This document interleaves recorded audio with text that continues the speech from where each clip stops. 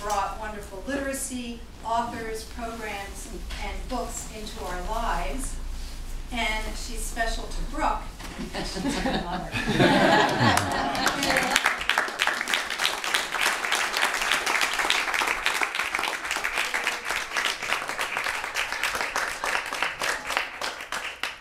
so wonderful to see everybody here at the Southwest Harbor Library, Brook's hometown library.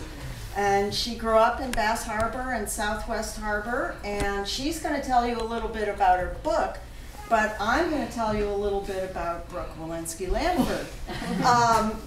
She's always been a person who loves words and has a real facility with words. When her brother was a vegetarian when he was young, Brook at 6 said about all the tofu he was eating, she said, "It sure tastes blank, but it'll keep you alive." And I'm glad to see people from MDI High School here, and when Brook graduated from MDI High School in 1995, it was announced that she got a special scholarship for a creative person who would be successful. And she walked up to get the scholarship, and she kind of looked at me like, I didn't apply for it. Well, the faculty there knew that Brook was somebody who would be successful and creative. And when she was at Wesleyan University, from 1995 to 1999, when she graduated, everybody thought she would be an English major, but she became a religious studies major, even though she didn't grow up in a religious household. And people used to say to her, "Are you religious?"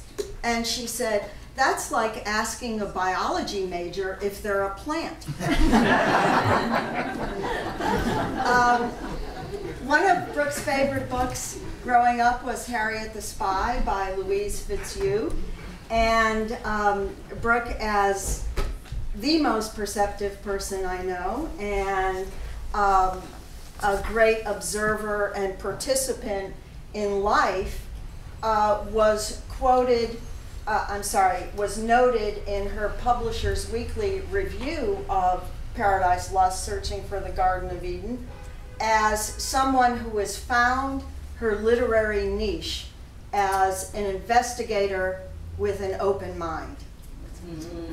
And I am such a proud mama and so honored to have you join me in welcoming, for the first time, published author Brook Wilensky-Lanford.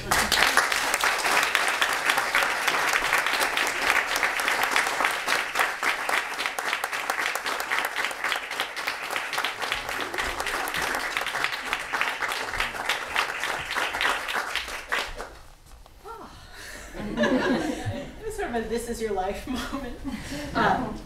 Thank you, Southwest Harbor Library, and Candy and Julie and Susan for making this beautiful space happen, and for having me, and Mom for being Mom. That beautiful introduction, which I just can't follow at all. So this book, which many of you have heard by now, is it's called Paradise Lost: Searching for the Garden of Eden. And it's about people who, throughout history, have had an idea of where the Garden of Eden is. So it follows history and geography and religion, going all the way back to the late 19th century. So what I thought I'd do, something a little different, is read from the prologue of the book to just begin at the beginning. How I got into the story, where the story took me, and what I found like so sort of compulsive and obsessive about the story. And then I'm going to read actually a series of the first sentences of 10 chapters, because each chapter focuses on a different person who has a totally different idea of where the Garden of Eden is. So I feel like this would be a fun way to give you guys an overall sense of all the different voices and characters in the book. So those two things, and then I will be extremely happy to take questions, comments, speeches, anything. Looking forward to that. So, thank you all for coming.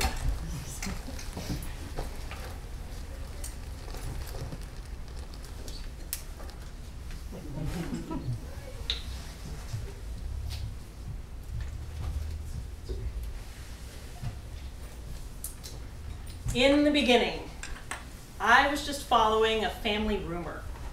Sometime in 2004, my father told me that my great-uncle William had been looking for the Garden of Eden.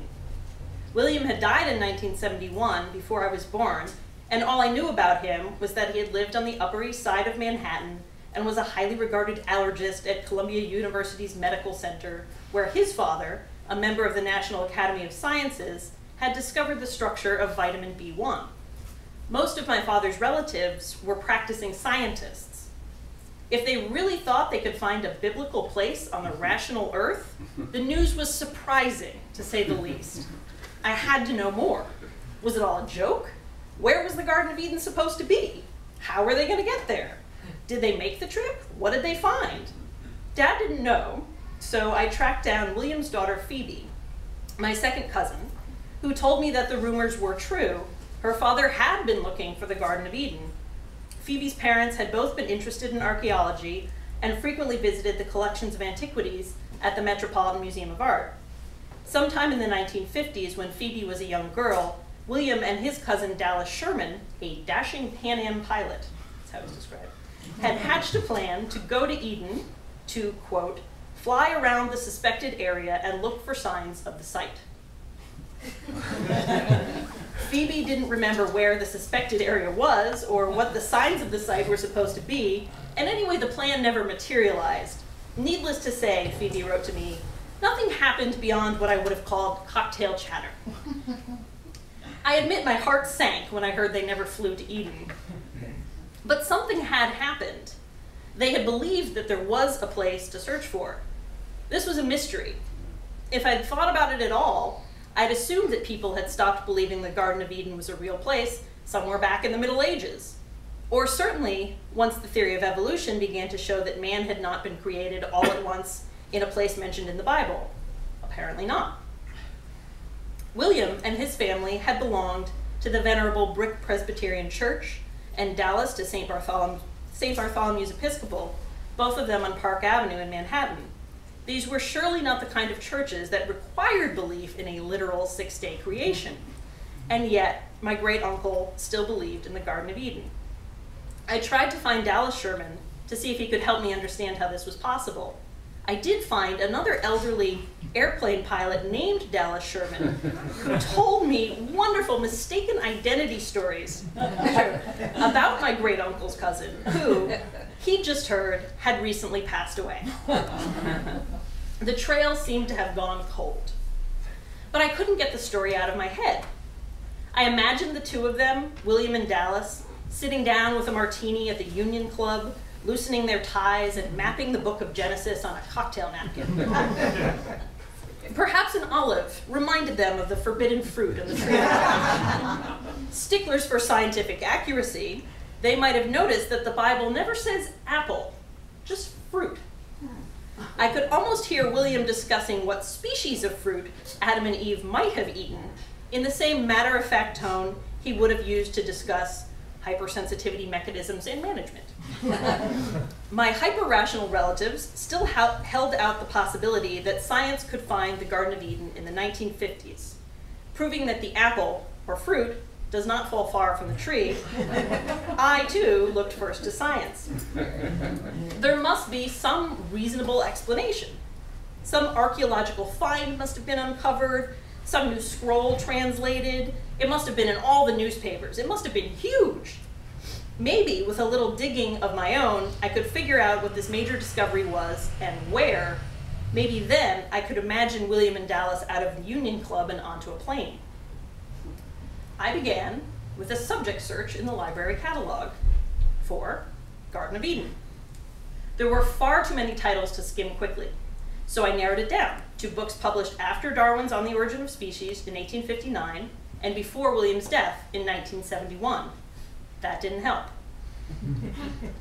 Lo and behold, the Garden of Eden had been found in Iraq, Turkey, Sri Lanka, Mongolia, the Seychelles, Florida, California, Missouri, and Ohio, at the North Pole, under the Mediterranean near Crete, in Sweden, the Persian Gulf, and Egypt. And that list only goes back to the late 19th century.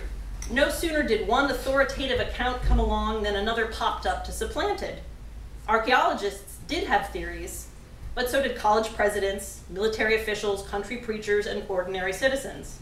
And every single one of them claimed that he could prove scientifically that his was the one perfect spot described in the book of Genesis. How could I tell whom to believe? So I kept reading. Books, pamphlets, academic journals, newspaper articles, some of the headlines. Want to get into Garden of Eden for $1.10? Garden of Eden, its position on the globe definitely located.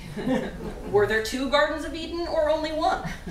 And of course, Paradise Found. Most of these works, I noticed, belonged only to the local library of their author. I found myself calling manifestos out of cold storage in Ohio and asking the University of Hong Kong to digitize crumbling memoirs for me.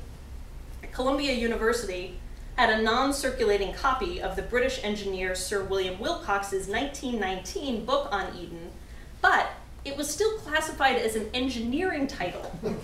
So I was required to read From the Garden of Eden to the Crossing of the Jordan in the engineering library, next to exhausted undergraduates studying biomedicine or atomic energy. I wished I could have heard the theories out loud from their authors, the way their first audiences did, in grand theaters, elite clubs, and tiny churches. Some books arrived still bearing the literal marks of their creators, the next best thing. There was a dedication from the Floridian L.V. Calloway to his Baptist alma mater in Jacksonville. There was a greeting typed on letterhead from Boston University President William Warren to his colleague at Union Theological Seminary, requesting $2 payment for this copy of Paradise Found. Say Swantai's 1914 pamphlet, The Real Situation of Eden and the Origin of the Chinese, tastefully library-bound in red, came with a bilingual English-Chinese map tucked in the back. The, quote, route of Noah after the flood was inked across Mongolia in the author's own minute, spidery hand. Such traces of obsession proved contagious. How could someone possibly be so sure that they knew where Noah went after the flood? I became just as determined to understand the Eden seekers as they had been to put Eden on the map. They all began with the book of Genesis, chapter 2, verses 10 to 14, the Bible's maddeningly terse geographical description of Eden. So I did too. I'd already memorized the verses in their entirety. That's not actually true. I had memorized the verses at the time, but I no longer have the verses memorized, so don't be surprised if I'm gonna read. It's the Bible, you know, gotta get it right.